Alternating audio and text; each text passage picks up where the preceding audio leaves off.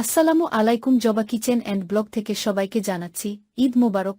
আশা করি আপনারা অনেক ভালো আছেন। আজকে আমি সহজ গরুর মাংসের পাতলা ঝোল রেসিপি আপনাদের সাথে শেয়ার করব। চলুন দেখে নেওয়া যাক। আমি এখানে গরুর মাংস সুন্দর করে ধুয়ে পরিষ্কার করে নিয়েছি আর চুলায় কড়াই বসিয়ে দিয়েছি। পরিমাণ মতো সয়াবিন তেল দিয়ে দিচ্ছি। তেল এ পর্যায়ে দিয়ে দিচ্ছি 1 কাপ পেঁয়াজ কুচি দিয়ে দিচ্ছি। সাথে কিছু গরম মশলা, ছোট এলাচ, বড় এলাচ, দারচিনি, লবঙ্গ, তেজপাতা, গোলমরিচ সব একসাথে দিয়ে সবকিছু ভেজে নেব। কিছুক্ষণ ভাজার পর দেখবেন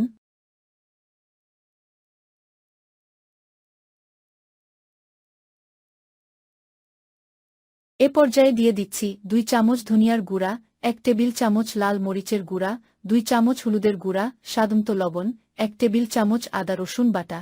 এখন সবকিছু নাড়াচাড়া করে নিচ্ছি।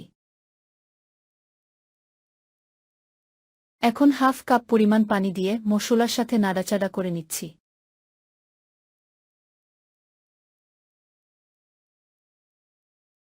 2 চামচ জিরা বাটা দিয়ে দিচ্ছি।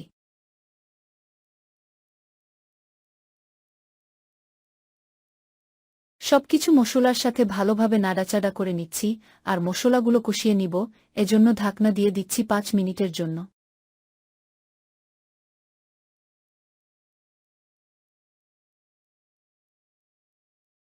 পাঁচ মিনিট পর ফিরে আসলাম।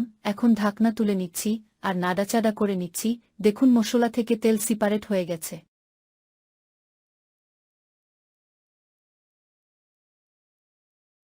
আমরা যদি মশলা ভালোভাবে কষিয়ে নেই তাহলে তরকারি টেস্ট অনেকটাই বেড়ে যায়।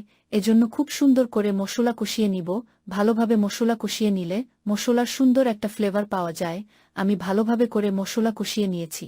এরপর দিয়ে দিচ্ছি ধুয়ে পরিষ্কার করে রাখা মাংসগুলো।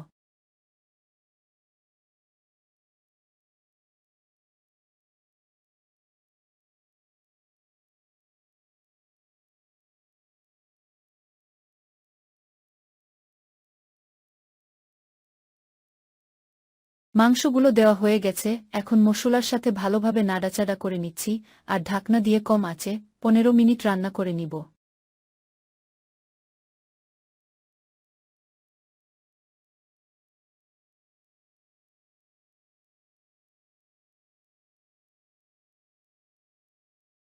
পনেরো মিনিট পর ফিরে এসে ঢাকনা তুলে নিচ্ছি।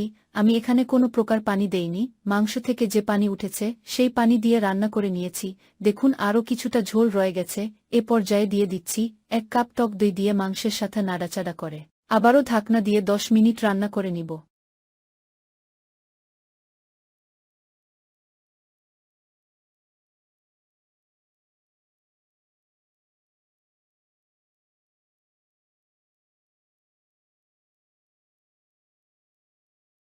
এখন ঢাকনা তুলে নিচ্ছি আর সাথে দিয়ে দিচ্ছি বড় সাইজের 3টা টমেটো কেটে নিয়েছি। সেগুলো দিয়ে নাড়াচাড়া করে আবারও ঢাকনা দিয়ে 15 মিনিট রান্না করে নিব।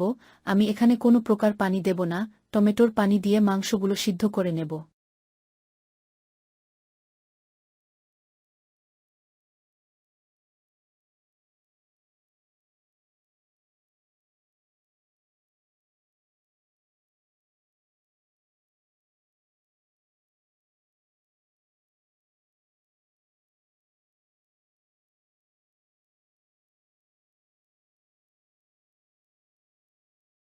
মাংসগুলো সিদ্ধ হয়ে গেছে।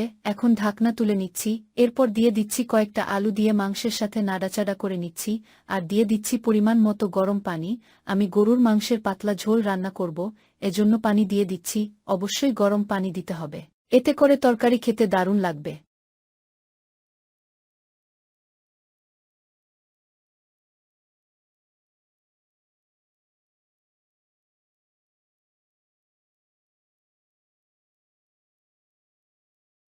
এজন্য আবারও 10 মিনিট রান্না করে নিব।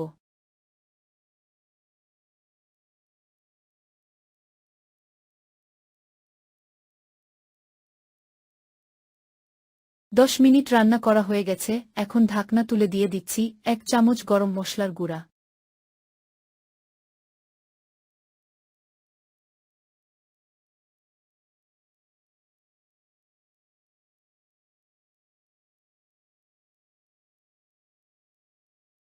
গরুর মাংসের পাতলা ঝোল রান্না করা হয়ে গেছে, এখন আবারও দমে 5 মিনিট রান্না করে নেব।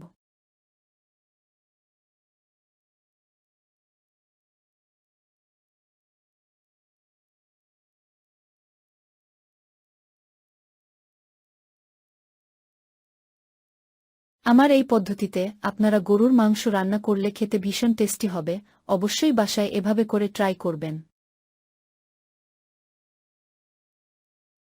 এভাবেই করে খুব সহজেই আলু দিয়ে গরুর মাংসের পাতলা ঝোল রান্না করলাম, আশা করি আপনাদের অনেক ভালো লাগবে।